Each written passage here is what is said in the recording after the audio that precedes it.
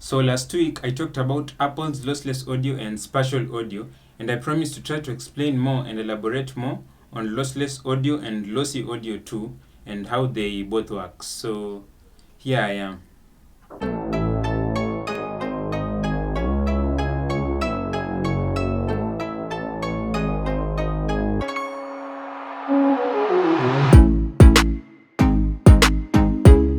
What's up guys, how you doing? Hope you're having a nice day. I'm Milan and welcome back to Fuzitech. This is my 6th episode of Tech Talks, and if you haven't already watched the others, I leave the playlist link on top here or here. Yeah. So what is lossless audio? Lossless audio is basically audio that has not been compressed. Like, let's say when you record a piece of audio, whether it's music or just a recording, with whatever device that you use, it gets converted to a digital file format. Now this digital file format, at its original state, straight from what is recorded, is what you call lossless audio. This is where the high and low frequencies are not lost, like it's identical to the recording.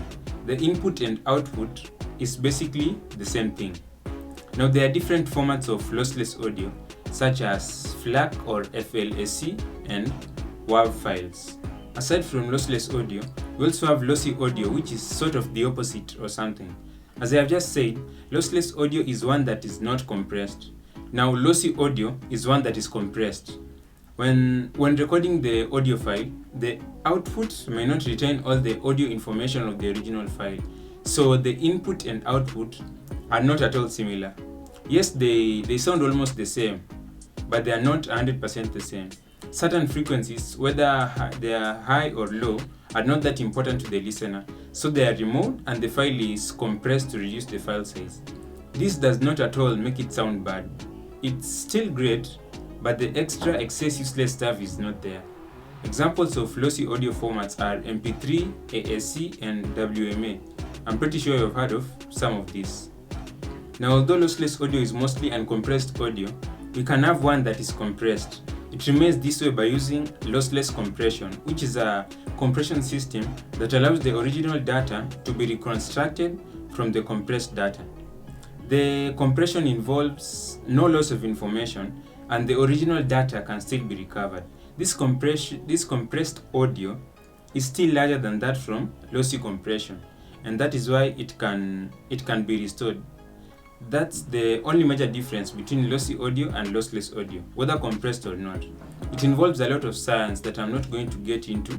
I don't even understand majority of it, but I hope you get the point. With lossy compression, the original bit depth is reduced to remove data and reduce the file size. Now, bit depth in audio, it can be described as the number of bits of information in each sample. It's like a resolution of the data. Now, basically, in any type of media, it's obvious that higher resolution means better, lower resolution means worse. So, a higher audio bit depth shows a more detailed sound recording than a lower audio bit depth. So, with lossy audio, the bit depth is reduced, and after reduction, it's worse than the original file. Now, most of the music that we listen in is in lossy format, whether in YouTube or in most streaming sites. To the human ear, it's okay and great, but once it's reduced more, it continues to get worse. You may not notice it at the first time, but the more it gets reduced, the more it gets worse. I remember when I was a kid and I used to go to sites like WapKid and WapTrick to download music and other stuff. You could see the songs have been divided to low quality, medium quality, and high quality. Now, the low quality meant that it was compressed more than that with the higher quality. If you downloaded both low and high quality, you will feel the difference between the two audio tracks. In fact, you should try it now. Just go to these sites, pick the low quality version, and then download. Then compare it to audio, let's say from Spotify or any streaming service that you use right now, or even YouTube. You will feel that there's a big difference between the two sounds. Now that's how compression is. That's how compression works. So you can say that lossless audio is better than lossy audio. And even within lossy audio, there's differences as more compression is done. That's why you'll see some music is 5 MB, then the same song, but in another format, can be 20 MB. With lossless, it can go up to hundreds of megabytes just for one song. We may not be able to hear some parts of the lossless audio, but needless to say, it's still there. So that's all for today, and I hope that this information helped you understand something in one way or another. If there's some place that you need more clarification or further explanation, you could leave a comment down below. And if you like this video, don't forget to leave a like and subscribe too for more of them like this.